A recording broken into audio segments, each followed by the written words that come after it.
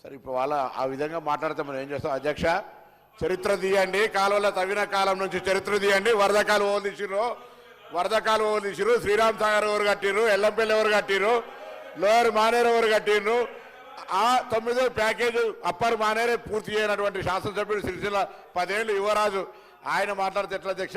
అందుకే ఇవాళ గోదావరి పరివాహక ప్రాంత బిడ్డగా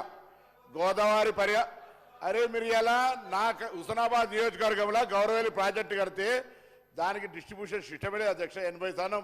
80% పూర్తి అయిన ప్రాజెక్టును మీరు వచ్చి 2014లో గౌరవ కేసీఆర్ గారు నేను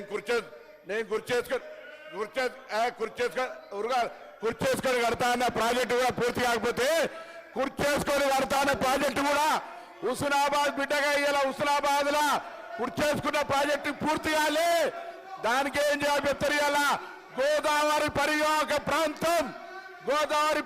ప్రాంతంలో టీఆర్ఎస్ పార్టీ అధికారంలోకి రాకముందు కూడా 80% ఇరిగేషన్ తోటి ఆనాడు వరి ఉత్పత్తిలో ఈస్ట్ గోదావరి వెస్ట్ గోదావరి తోటి పోటీ ఉన్నటువంటి జిల్లా నాది. అలా ఆ జిల్లాను అవమానపరిచి ఇరిగేషన్ లేదు మీ మీద వచ్చినామని చెప్తే పొరపాటు అధ్యక్ష.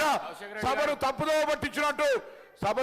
పట్టించినట్టు ఇవాళ ఆనాడు కూడా ఉమ్మడి రాష్ట్రంలో వరి ఉత్పత్తిలో కరీంనగర్ జిల్లా ఈస్ట్ వెస్ట్ గోదావరితో దాటిపోయినటువంటి పరిస్థితులలో పిలువండి మాజీ శాసనసభ్యులు, ఇక్కడ చరిత్రలో ఉన్నటువంటి పౌర సరఫరాల శాఖ మంత్రులు ఆ రికార్డు చెప్పండి అధ్యక్ష, వీళ్ళ సభ్యులకు చెప్పండి. ఇలా ఖచ్చితంగా కరీంనగర్ జిల్లా ఎల్లంపల్లి ప్రాజెక్టు కావచ్చు, లోయర్ మానేరు నేను చిన్న పిల్లగాని ఉన్నప్పుడే కట్టిన అధ్యక్ష. వీళ్ళు ఇలా కొత్తగా దానికి వచ్చి నేను అడుగుతా కడియం శ్రీహరి గారు, ఇలా మీ ప్రాంతం గణపురం నియోజకవర్గానికి కూడా నీళ్ళు వచ్చే గౌరవేలి ప్రాజెక్టు పరిస్థితి ఏంది? ఎందుకు పూర్తి చేయించలేకపోయారు 10 సంవత్సరాల?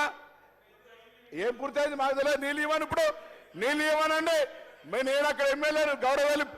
గౌరవేలి ప్రాజెక్టు పూర్తయిందంటే ఎందుకు నీళ్ళు ఇస్తలేరు అని అడుగుతాను. ఇలా నీళ్ళు కాలువలు ఎక్కడున్నాయి రండి, మీరు ఒక సభ కమిటీని సంఘాన్ని రమ్మని ప్రత్యక్ష అబద్ధం వాళ్ళు చెప్తున్నారు, నేను చెప్తున్నా తెలుసా అధ్యక్ష?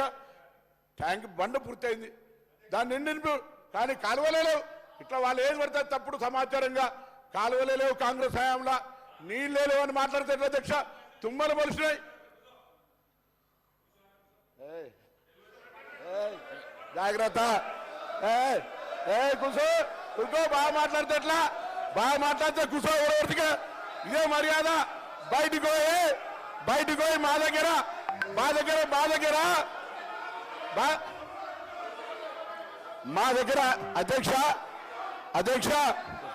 అధ్యక్ష నేను వాళ్ళు భయపెట్టిస్తే భయపెట్టారు కాదు.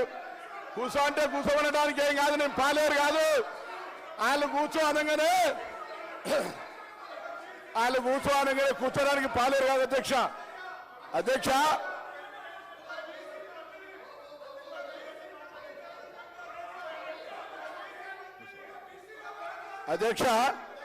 నన్ను కూర్చో అనగానే భయపెట్టారు కాదు. అదే కరీంనగర్ సార్ ఒక మాజీ మంత్రి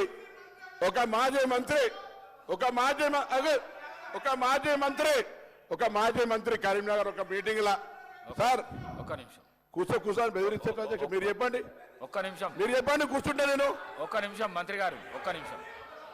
గౌరవ కేటీఆర్ గారు కూర్చోండి సార్.